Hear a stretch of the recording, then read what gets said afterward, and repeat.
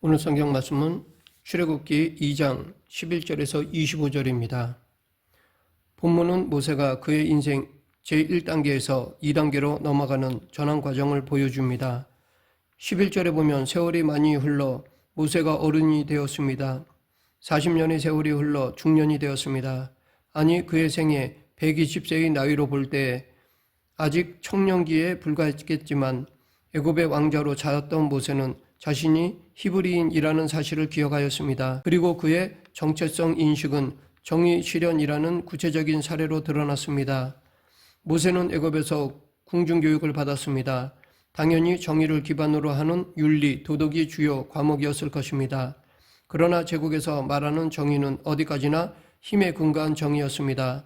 힘센 놈이 정의롭다는 힘의 논리가 애굽식 윤리, 도덕의 핵심이었습니다. 이기면 충신, 지면 역적 혹은 약육강식의 논리였습니다. 자신이 히브리인이라는 정체성을 발견하는 과정은 서로 다른 세 그룹 사람들과의 만남을 통해서 이루어졌습니다. 그것은 자기 동포를 때리는 애굽인, 서로 싸우는 히브리 동족들, 그리고 미디안 사람들과의 만남입니다. 이 세 그룹은 모두 부당한 핍박을 받고 있었습니다. 그러므로 우리는 모세가 이 세 그룹이 직면한 정의의 문제를 어떻게 다루고 있는지 주목해야 할 것입니다. 왜냐하면 이것이야말로 모세가 그의 인생 제1단계로부터 2단계로 넘어가는 결정적인 동기가 되기 때문입니다.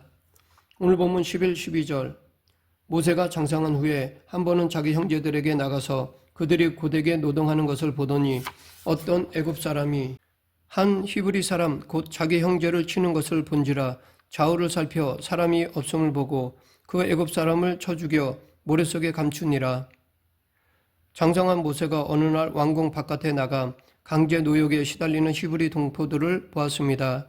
그때 그의 눈에 동포 한 사람이 애굽인에게 매를 맞는 것이 보였습니다. 이 애굽인을 모세가 죽인 것을 보면 아마도 애굽인은 히브리인을 아주 심하게 구타했던 것 같습니다. 그래서 순간적인 울분을 참지 못한 모세가 그 애굽인을 때려 죽였습니다. 여기서 우리는 가슴 가득 민족을 마음에 품은 모세의 모습을 볼 수 있습니다. 뿐만 아니라 정의감이 충만한 모습도 볼 수 있습니다.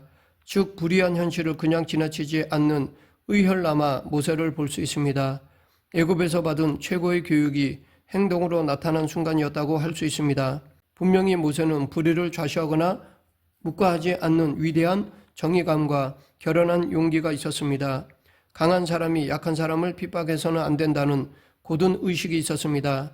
또한 자기 동족이 부당하게 대우받고 있다는 사실에 대해서 분개하는 민족의식이 있었습니다. 그 결과 불의에 맞서 정의를 실현하고자 즉각적인 행동에 나선 것이었습니다. 그러나 정의를 실현하겠다는 이상주의적 목적은 좋았지만 그 방법은 옳지 못했습니다.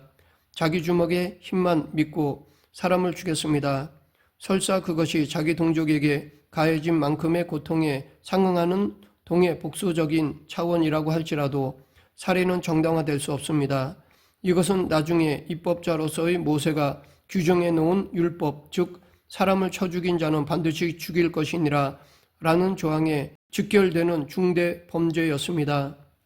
물론 모세도 자기의 수단이 잘못되었다는 것을 알고 있었기에 좌우를 살펴서 보는 사람이 없는 것을 확인한 다음에 비밀리에 처단했던 것입니다. 그런 뒤 시신을 유기할 때도 아주 조심스럽게 모래 속에 파묻었습니다. 하나님께서 인류의 보편적인 양심에 살인이 옳지 못하다는 마음의 법을 새겨주셨기 때문에 모세 역시 성급한 혈기로 사람을 죽였지만 그것이 옳지 못하다는 사실을 알았던 것입니다. 모세가 정의감을 가진 것은 좋았습니다. 민족의식에 불타 고난받는 동족을 돕겠다는 정신도 위대하였습니다. 그러나 정의를 실현하는 방법과 수단이 정의롭지 못하였습니다. 정의 실현이라는 목적이 폭력이라는 수단을 정당화시킬 수는 없습니다. 하지만 모세는 애굽에서 힘의 논리를 배웠습니다. 그래서 그가 모방한 힘의 논리를 이 경우 그대로 적용했던 것이었습니다. 그러나 자기 힘과 실력만 믿고 날뛰는 이상주의는 냉엄한 현실 앞에 실패하고 맙니다. 그래서 그를 기다리는 결과는 도피였습니다. 이렇게 애굽인을 죽인 모세는 두 번째 그룹의 사람들을 만났습니다. 그들은 서로 다투는 히브리 동족들이었습니다. 13, 14절 이튿날 다시 나가니 두 히브리 사람이 서로 싸우는지라 그 잘못한 사람에게 이르되 내가 어찌하여 동포를 치느냐 하며 그가 이르되 누가 너를 우리를 다스리는 자와 재판관으로 삼았느냐 내가 애굽 사람을 죽인 것처럼 나도 죽이려느냐 모세가 두려워하여 이르되 이 일이 탈로 되었도다. 모세는 남의 나라에서 동족끼리 싸우는 것이 못마땅해서 잘못한 사람을 나무랬습니다. 그러나 그 동포의 반응은 뜻밖의 협박이었습니다. 세상에 비밀은 없다고 모세가 그토록 용의주도하게 비밀리에 살인을 벌이고 은폐했다고 생각했는데 이 사람이 그 사실을 알고 있었습니다. 그러면서 애굽인을 죽이듯이 나까지 죽이려고 하냐라며 대들었습니다. 더욱이 그는 누가 모세를 히브리인들의 지도자와 재판관으로 세웠냐라며 따졌습니다. 정의감과 민족의식에 불탔던 모세의 이상이 차가운 현실 앞에 묵사발이 되었습니다. 모세는 동족을 괴롭히는 애굽인을 처치했을 때 은근히 칭찬을 기대했을 것입니다. 그러나 동포들은 칭찬은커녕 모세를 살인자로 몰아 배척하였습니다. 힘의 논리에 기초해서 정의를 실현하려던 모세의 시도는 여지없이 실패했습니다. 자기가 행한 살인이 탈로 났기에 모세는 도주해야만 했습니다. 아마도 이 살인 소식이 바로의 귀에까지 들어가 전국에 지명수배가 내려졌을 것입니다. 이리하여 모세 인생의 제1기는 끝나고 미디안 망명이라는 인생 2기가 시작되었습니다. 바로와 히브리 동포 양측 모두가 모세를 배척하였습니다. 미디안 광야로 도피한 모세는 미디안 제사장 르우엘 즉 이드로의 7딸을 만나게 되었습니다. 우물가에 앉아있던 모세가 그 7딸이 부당한 처사를 당하는 것을 보았습니다. 물을 길어 구유에 부으며 양떼에게 먹이려고 했을 때 일단의 목자들이 방해를 놓았습니다. 여인들을 내쫓고서는 자기 양떼에게 물을 먹였던 것입니다. 이들은 떠돌이 깡패 목자들이었을 것입니다. 이 순간 모세의 마음속에 또다시 의협심이 일어났습니다. 모세는 목자들의 손에서 7달을 보호해 주었으며 물을 길어 양떼에게 먹여주었습니다. 여기에서도 모세의 정의감은 여지없이 행동으로 연결되었습니다. 그러나 애굽인을 쳐 죽였을 때와는 달랐습니다. 그때는 살인이라는 극단적인 폭력을 통해 정의를 실현하려고 했었지만 이번에는 목자들을 그냥 쫓아버렸습니다. 말을 해서 쫓아냈는지 폭력을 행하여 쫓아냈는지 알 수는 없지만 죽이지 않고 몰아낸 것만은 확실합니다. 이를 통해 우리는 모세가 정의라는 목적을 실현하는 수단이 상당히 완화되었다는 사실을 알 수 있습니다. 물론 모세는 이드로의 딸들을 밀어냈던 목자들을 말이든 행동이든 동일한 힘으로 몰아낸 것은 사실입니다. 다만 한 가지 애굽인이나 동족 히브리인들의 경우와 달리 미디안에서는 정의와 평화가 이루어졌습니다. 그리하여 모세는 이드로에게 좋은 인상을 얻었습니다. 그 결과 그 집에 같이 사는 것을 허락받았을 뿐 아니라 그 딸 시보라를 아내로 맡게 되었습니다. 대를 사위로서 미디안 광야의 제2기 인생이 시작된 것입니다. 그런데 이 이야기를 소개하는 결론이 중요합니다. 오늘 본문 22절 그가 아들을 낳음에 모세가 그의 이름을 게르솜이라 하여 이르되 내가 타국에서 나그네가 되었음이라 하였더라. 모세가 시보라를 통하여 아들을 낳았는데 이름을 게르솜 즉 타국에서 나그네가 되었다라는 뜻의 이름을 붙여주었다는 것입니다. 사도행전 7장 29절 역시 모세가 미디안 땅에서 나그네로 살아가며 아들 둘을 낳았다는 사실을 밝히고 있습니다. 언뜻 보면 쓸데없는 말같이 보이는 이 말을 굳이 왜 하고 있을까요? 그 이유에 대해 두 가지로 생각해 볼 수 있습니다. 첫째, 게르솜이라는 이름이 모세의 쓸쓸한 처지를 대변한다는 것입니다. 당대 최고 나라의 왕자였던 모세가 낯선 땅 미디안에서 나그네 즉 객이 되었다는 것입니다. 나그네는 일체의 권리를 상실한 외인의 처지를 말합니다.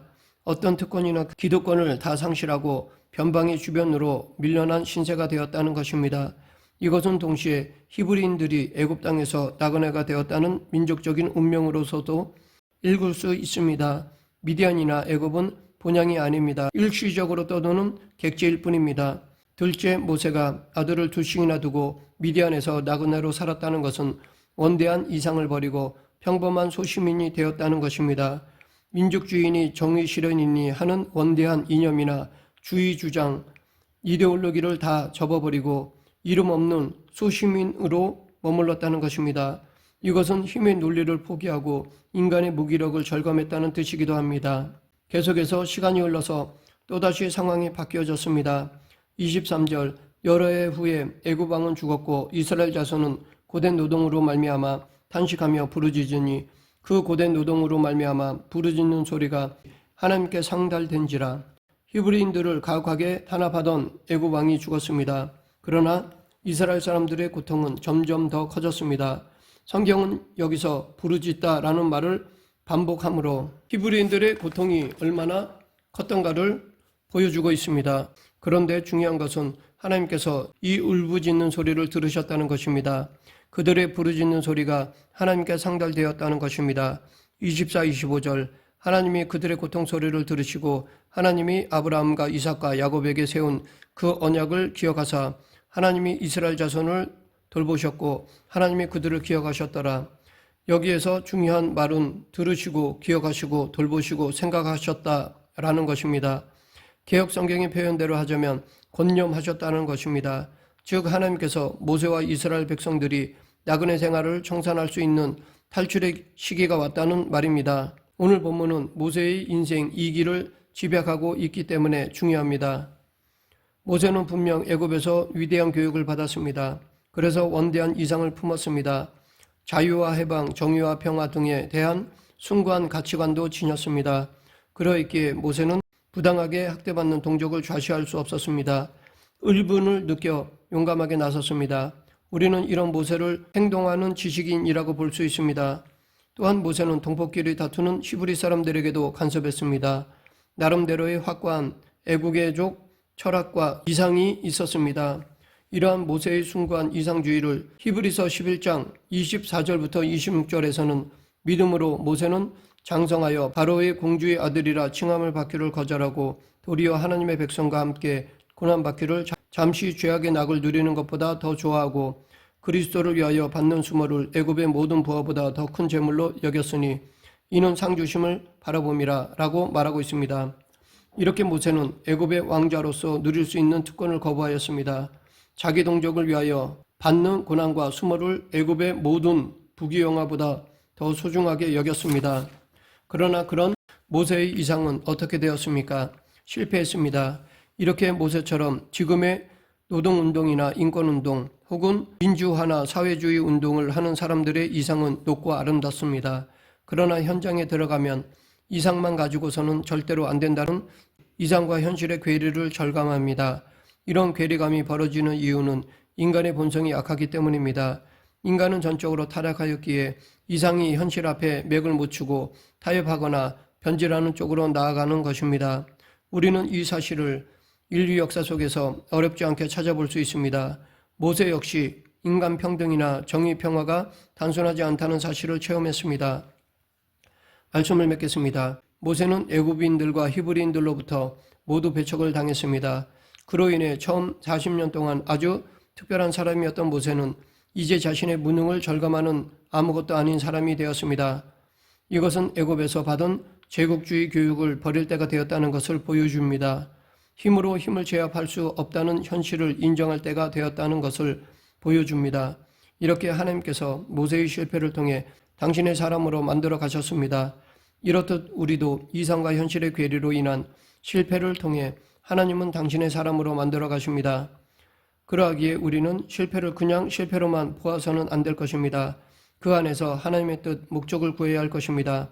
우리 모두 실패 앞에서 하나님의 목적을 깨달아 더 귀하게 쓰임받는 성도가 되길 간절히 축원합니다. 기도하겠습니다. 생사와 화복을 주관하신 하나님 아버지, 이 세상은 하나님의 다스림을 받고 있음을 기억하며 상황이 좋든 나쁘든 하나님의 뜻을 구하며 살아가는 그리스도인이 되게 하여 주시옵소서. 예수님 이름으로 기도드립니다. 아멘.